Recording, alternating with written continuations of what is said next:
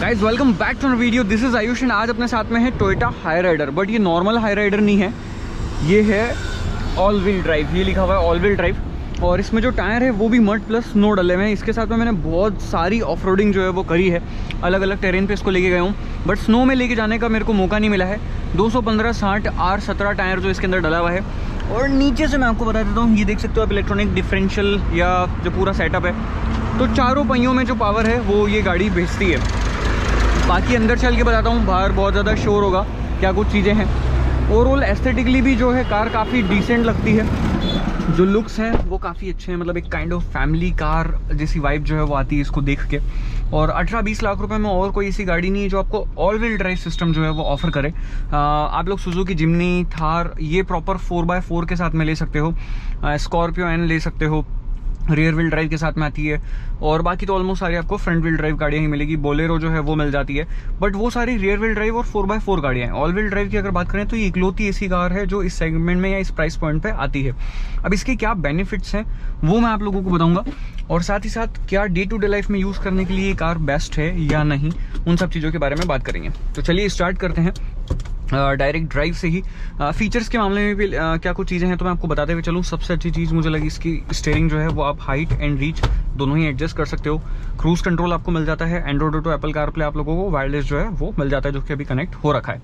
6 airbags दिए हुए हैं। हिल होल्ड कंट्रोल दिया हुआ है। 360 कैमरा आपको मिलता है। ट्रैक्शन कंट्रोल जो है वो ऑन या ऑफ आपको करना चाहे वो आप कर सकते हैं। ऑटो ऑन ऑफ फंक्शन मिलता है। हेडलाइन जो है वो आपको ऑटोमेटिक इसके अंदर मिल जाता है। तो ऐसा ये डिसेंट जितने भी काम के फीचर हैं वो तो सारे इस गाड़ी के अंदर मिलते हैं। अब ये जो पर्टिकुलर इंजन है ये मिल्ड हाइब्रिड वाला इंजन है। ये अपना जो प्रॉपर हाइब्रिड जो ग्रैंड विटारा में देखते हैं या हाई राइडर के अंदर भी आपको जो प्रॉपर जो सबसे ज़्यादा माइलेज देता है वो इंजन नहीं है। ये नॉर्मल 1.5 लीटर वाला इंजन है जो मतलब मिल्ड हाइब्रिड टेक्नोलॉजी के साथ में आता है। डिसेंट माइलेज जो है वो आपको प्रोवाइड करता है। जो आप ब्रेजा में भी यूज़ कर रहे हो वही इंजन है ये। तो अब इस इंजन के क्या प्रोज एंड कॉन्स हैं और ये जो पर्टिकुलर गाड़ी है वो कैसा बिहेव करती है ऑल व्हील ड्राइव सिस्टम के साथ में। इसके थोड़े दिन पहले ही मैंने इसका जो प्रॉपर जो हाइब्रिड वाला इंजन है जिसमें बैटरी आती है, वो कई बार गाड़ी बैटरी से भी चल जाती है और अपने आप स्विच करती रहती है। तो जो प्रॉपर हाइब्रिड वाला वर्जन है उसको भी चला के बताया, तो उसका भी डेप्थ रिव्यू आप देखना चाहो देख लेना। यहाँ कहीं आई बटन पे क्लिक करके आप लोगों को वो मिल जाएगा। इसकी बात करते हैं। अगेन पूरी चीज़ें सारी प्रॉपर तरीके से बताते हुए चलता हूँ। तो अगेन जो व्यू है वो काफ़ी अच्छा है, कोई परेशानी नहीं है। बोनेट जो है वो आप लोगों को दिख जाता है। प्रॉपर काफ़ी बड़ा पैनोरामिक सनरूफ आप लोगों को मिलता है। IRVM ORVM जो है वो भी काफ़ी डिसेंट तरीके से व्यू आपको दे देते हैं। इशू या परेशानी कहीं किसी भी मामले में आपको होने नहीं वाली है। फिर अर्गोनॉमिकली भी कार सॉर्टेड है, सभी चीज़ें रीच में है, तो यहाँ पर भी आपको कोई परेशानी नहीं आएगी। सीट भी आप हाइट एडजस्ट कर सकते हैं, आगे पीछे कर सकते हैं। सेम हैज़ लाइक आपकी स्टीयरिंग जो है वो भी मैनेज हो जाती है, जैसा कि मैंने आपको बताया। तो ओवरऑल एक कमांडिंग पोजीशन पे आप बहुत ही अच्छी तरीके से बैठ पाते हैं। एक चीज़ जो ये V वेरिएंट के अंदर आती है, टॉप ऑफ लाइन में नहीं आती है, तो इसमें आपको जो है अपना ये वेंटिलेटेड सीट जो है वो नहीं मिलती है। But it's all right. AC decent तरीके से काम करता है, तो आपको AC से रिलेटेड कोई इफेक्टनेस जो है वो आपको पता नहीं चलेगी। बट हाँ, अगर आप बहुत ज़्यादा हार्ड ड्राइव कर रहे हो, स्लो चल रहे हो, ख़राब रोड्स पे ज़्यादा चल रहे हो जहाँ पर इंजन को ज़्यादा पावर या टॉर्क डिलीवर करना पड़ रहा है या स्ट्रेस पड़ रहा है इंजन पे, वहाँ पर AC जो है वो कट ऑफ होते हुए आपको फील होगा कि कूलिंग जो है वो वहाँ पर थोड़ी सी कम कर दी गई है माइलेज को लेके या जो भी है, या पावर ज़्यादा इंजन को देने के लिए। तो वो सभी चीज़ें जो है वो आपको यहाँ पर फील होगी।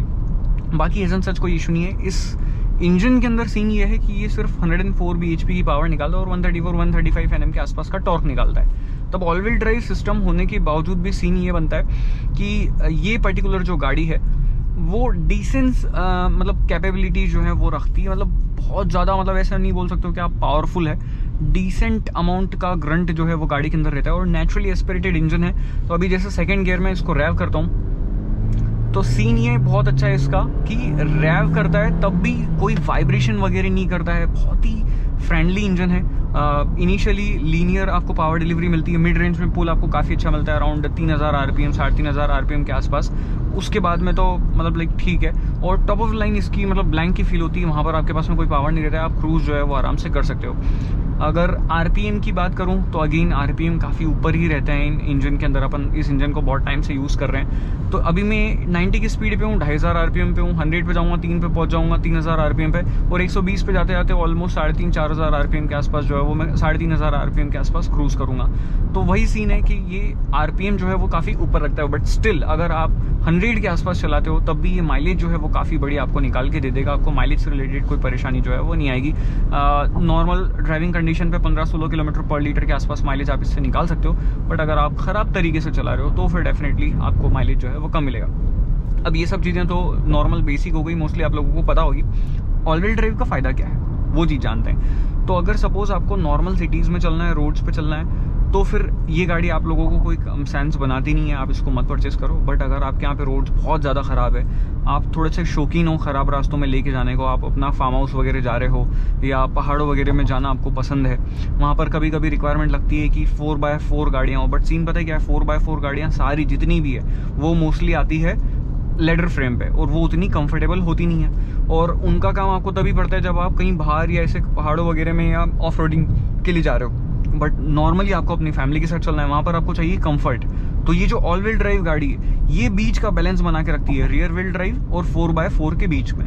आप ऑल व्हील ड्राइव जो है उसको ऑप्ट कर सकते हो। अब इसमें बेनिफिट ये है कि आप इसको normal day to day life में भी यूज़ कर सकते हो, माइलेज से ज़्यादा कॉम्प्रोमाइज़ आपको करना नहीं पड़ रहा है। और फिर आपके पास में ऑप्शन ये भी है कि अगर आप ख़राब रास्तों वगैरह में लेके जा रहे हो तो हाँ, 4x4 के कंपेयर में तो आप मतलब ऐसा नहीं है कि इसको कंपेरेटिवली ले लो कि जितना वो कर लेगी उतना ही कर लेगी, बट हाँ उसका 50-60% जो काम है वो ये गाड़ी इतनी कैपेबल है कि कर लेगी। अब यहाँ पर आप लोगों ने कई सारे शॉर्ट्स अभी मैं डाल दूंगा तो आप लोगों ने देख लिए होंगे कि मैंने काफ़ी ज़्यादा मड में, मतलब एकदम वहाँ पर बहुत ही ज़्यादा स्लिपरी सर्फेसेस वगैरह थी, तो वहाँ से इसको निकाला और ईजिली गाड़ी निकल रही थी। अब इसमें एक ऑप्शन भी आता है, स्नो मोड में डाल के इसको डिफ लॉक कर दो, तो जैसे ही आप लॉक लो ऑन कर देते हो, लिटरली इसके अंदर काफ़ी अच्छा टॉर्क इनिशियली आता है। फिर इसके जो इलेक्ट्रॉनिक्स हैं, ट्रैक्शन कंट्रोल है, इलेक्ट्रॉनिक स्टेबिलिटी प्रोग्राम है, वो किक इन करते हैं और ईजिली बाहर निकालने में इसको मदद कर रहे हैं। नॉर्मल वाली हाई राइडर से इस वाली हाई राइडर में जो टायर्स हैं वो भी आपको अलग मिलते हैं, मड प्लस स्नो टायर इसके अंदर दिए गए हैं, तो जो उनका पैटर्न है वो थोड़ा सा अलग है। स्नो में भी हेल्पफुल रहेगा वो आप लोगों को, स्नो में अगर आप चाहते हो लेके इसको, तो वहाँ पर भी ये टायर जो है वो आपके लिए बेनिफिशियल साबित होंगे। इसके अंदर आपको परफॉर्मेंस काफ़ी अच्छी मिलेगी।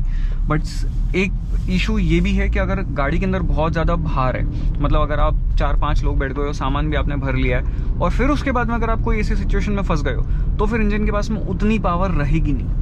तो ये एक प्रोज एंड कॉन्स आपका हो सकता है। बट आई डोंट थिंक कि इस टाइप की कंडीशन में आप इतने लोगों को लेके फंसोगे। वो डेफिनेटली फिर आप तभी जाओगे ऑफकोर्स कि जब आप मस्ती करने जा रहे हो और आसपास आपके मतलब लाइक ठीक है लोग होंगे, बट गाड़ी के अंदर तो 5-6 लोग और पूरा लोड होगा नहीं, वो एक बात है। बट ग्राउंड क्लियरेंस काफ़ी अच्छी है, 210 mm की है। तो टिपिकली यूजुअली इंडिया की जितनी भी टेरेन्स हैं, चाहे आप लेह लद्दाख को भी प्रीफर कर लो उसके अंदर, तो वहाँ पर भी आप इस गाड़ी को आराम से लेके जा सकते हो और करके आ सकते हैं। लोग नॉर्मल रियर व्हील ड्राइव से करके आ जाते हैं, फ्रंट व्हील ड्राइव से करके आ जाते हैं। तो ये गाड़ी आपका आराम से सभी जगह काम कर जाएगी, जहाँ पर वो लोग लेके जाने में डर रहे होंगे आप लेके जा सकते हो और निकल सकते हो।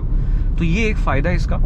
फिर एक और फ़ायदा ये होता है कि अब ये काम कैसे कर रहा है, पावर फ्रंट में जा रही है, रियर में जा रही है, वो मैं आपको एक्सप्लेन कर देता हूँ। अब यहाँ पर एक रोबोट है, आप समझ लो, ठीक है, मैं एक नॉर्मल लेमन लैंग्वेज में समझाने की कोशिश कर रहा हूँ। उसको पता चल रहा है कि किस गाड़ी में मतलब लाइक अपने टायर में ज़्यादा पावर की ज़रूरत है, ज़्यादा ट्रैक्शन की ज़रूरत है, या वहाँ पे स्लिपरी सरफेस है तो उसको ट्रैक्शन मतलब लाइक चाहिए नहीं चाहिए, पावर ज़्यादा देनी है नहीं देनी है, उसकी आरपीएम जो है वो कितने बढ़ रहे हैं, उसके अकॉर्डिंगली वो मैनेज करता है कि पावर कहाँ पर ज़्यादा जानी है और कहाँ पर कम जानी है। फिर इसके अंदर आपके पास में एक स्पोर्ट्स मोड में, तो स्पोर्ट्स मोड में जैसे ही आप डाल दोगे तो वो फिर उस हिसाब से मैच करेगा कि किस टायर पे ज़्यादा ट्रैक्शन है, वहाँ पर ज़्यादा पावर देगा और कार को ज़्यादा पुल करने की कोशिश करेगा।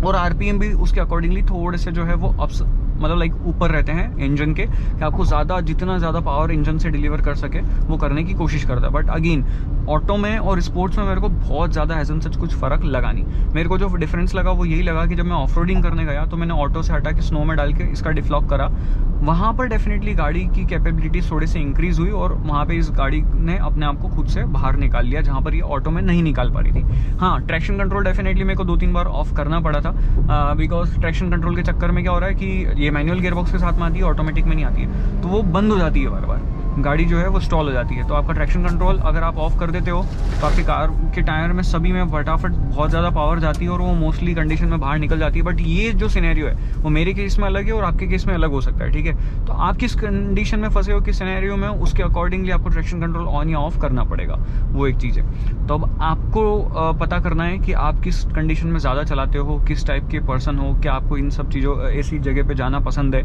तो फिर आप उस हिसाब से डिसाइड करो कि ये गाड़ी लेनी है या आपको वो अपनी जो हाइब्रिड आती है उसको लेना है। बट डेफिनेटली अगर आप हाइब्रिड नहीं लेते हो और इसको भी लेते हो तब भी आपका एक बेनिफिट है, 2-3 लाख रुपये आप बचा लेते हो। उसके बावजूद भी आपको काम के सारे फीचर्स मिल जाते हैं। ऑल व्हील ड्राइव गाड़ी मिल जाती है जो आपको इतना कॉन्फिडेंस दे देती है कि हाँ ऑलमोस्ट मोस्टली टेरेन से जो है आप निकल जाओगे। हाँ बहुत ही ज़्यादा ऐसे रॉकी सरफेस वगैरह पे इसको लेके नहीं जा सकते, उनके लिए नहीं बनी है। बट मोस्टली जो नॉर्मल अपनी खेत की सरफेस है, मतलब आप समझ लेते हो जहाँ बहुत ज़्यादा चिकनी मिट्टी होती है, जहाँ गाड़ी मतलब एकदम चलती नहीं है, फ्रंट व्हील ड्राइव या रियर व्हील ड्राइव वहाँ पर फंसने की कोशिश करती है, वहाँ से ये गाड़ी जो है वो आपको निकाल के ले जाएगी। फिलहाल जो है मेरे को वहाँ से जाना है, वो मैं आगे आगे थोड़ा सा रिवर्स लगा लेते हैं। मेरे को इस इंजन का एक पार्ट बहुत अच्छा लगता है, बहुत ही ज़्यादा मतलब लाइक बोल सकते हैं रिलैक्स है ये इंजन, लीनियर पावर डिलीवरी करता है, वाइब्रेशंस नहीं है, हार्शनेस नहीं है इस गाड़ी के अंदर, काम कंपोज्ड एकदम। फिर इसके जो गियर शिफ्टिंग है वो भी काफ़ी इजी है, इजीली गियर शिफ्ट होते हैं, काफ़ी स्मूथली होते हैं। क्लच का जो अपना मतलब हार्डनेस है वो भी बहुत ही बढ़िया तरीके से मैनेज किया हुआ है। मारुति की कोई सी भी गाड़ी आप लिख लो, मैं मारुति इसलिए बोल रहा हूँ, टोयोटा का बैच समझ के मत समझ लेना ये टोयोटा की गाड़ी है, टोयोटा की बिल्ड क्वालिटी है। ये कार पूरी ग्रैंड विटारा ही है, उसमें ऑल ग्रिप के नाम से आता है, इसमें ऑल व्हील ड्राइव के नाम से आता है। और सीन ये है कि ये जो गाड़ी है ये मारुति खुद ही बनाता है, ये इंजन भी मारुति का है, इन्होंने सिर्फ टोयोटा को दी है। टोयोटा ने अपने ये जो बैज हैं इन सबको चेंज करके और इस कार को वो सेल कर रहा है, दैट्स ऑल। बाकी टोयोटा का कोई रोल इसके अंदर नहीं है। जो आप हाइब्रिड वर्जन लेते हो वो जो 3 सिलेंडर इंजन है उसके अंदर वो जो इंजन है वो टोयोटा का है, और हाइब्रिड टेक जो है वो ऑलमोस्ट आप लोगों को सारी चीज़ें मारुति और उन दोनों का मिक्सचर मिलता है, और फिर जो है उस गाड़ी को आप परचेज़ करते हैं तो वो एक अलग सीन बन जाता है। बाकी जो ओवरऑल बिल्ड क्वालिटी वगैरह है वो सब चीज़ें वही है जो ग्रैंड विटारा में आपको मिलती है। क्योंकि बहुत सारे लोग कन्फ्यूज आते हैं क्या ये टोयोटा की बैच है तो टोयोटा ने बनाई है इसको, ऐसा नहीं है, मारुति नहीं बनाई है, सिर्फ बैच टोयोटा का है, दैट्स ऑल। तो यही सभी चीज़ें हैं। बाकी कैमरा क्वालिटी डिसेंट है, 360 कैमरा आपको यहाँ पर मिल जाता है। फ्रंट में पार्किंग सेंसर जो है वो आपको नहीं मिलते हैं यहाँ पे, पीछे आपको पार्किंग सेंसर डेफिनेटली मिल जाते हैं। और बाकी अप्रोच, डिपार्चर और ब्रेक ओवर एंगल भी डिसेंट मिलता है। ये प्रॉपर ऑफ रोडिंग के लिए एसयूवी नहीं है, ये एक बोल सकते हैं कि क्रॉस ओवर है जो कि ऑल व्हील ड्राइव सिस्टम के साथ में आती है। मोस्टली जो ऑल व्हील ड्राइव सिस्टम है वो लग्जरी गाड़ियों में ही आता है, ताकि उनकी परफॉर्मेंस भी अच्छी रहे और उनकी कैपेबिलिटीज़ भी रहे जो कि उसको हर जगह से बाहर कर पाए। तो वही एक चीज़ है। और इस 20 लाख रुपए के आसपास की प्राइस पॉइंट पे सिर्फ ये इकलौती गाड़ी है इंडियन मार्केट में जो ये ऑल व्हील ड्राइव सिस्टम के साथ में आती है। अब आपका यूज़ है तो आप इसको परचेज़ करो, नहीं है तो फिर दूसरी गाड़ी देखो। अगर कोई डाउट हो अभी भी तो नीचे कमेंट कर दो या इंस्टाग्राम पे कनेक्ट हो जाओ, नीचे लिंक डिस्क्रिप्शन में आपको मिल जाएगी, वहाँ पर मैं आपके सारे डाउट्स क्लियर करने की कोशिश करूँगा। और वीडियो अगर अच्छी लगी तो प्लीज़ लाइक कर देना, सब्सक्राइब करो। कई सारी कार्स, बाइक, स्कूटर्स की न्यूज़, रिव्यूज़, कंपैरिजन वाली वीडियोस हम लोग यहाँ पर लेके आते रहते हैं, और ऐसे ही आप लोगों को डेप्थ में सारे रिव्यूज़ जो है वो देते रहते हैं। अभी मैं इस कार को 408 किलोमीटर जो है वो चला चुका हूँ। तो वही है कि एक अच्छा लॉन्ग रन रिव्यू जो है वो आप लोगों को मिल जाएगा। तो मेक श्योर अगर आप लोग इंटरेस्टेड हैं तो सब्सक्राइब करके नोटिफिकेशन ऑन कर लें। Drive safe guys, ride safe.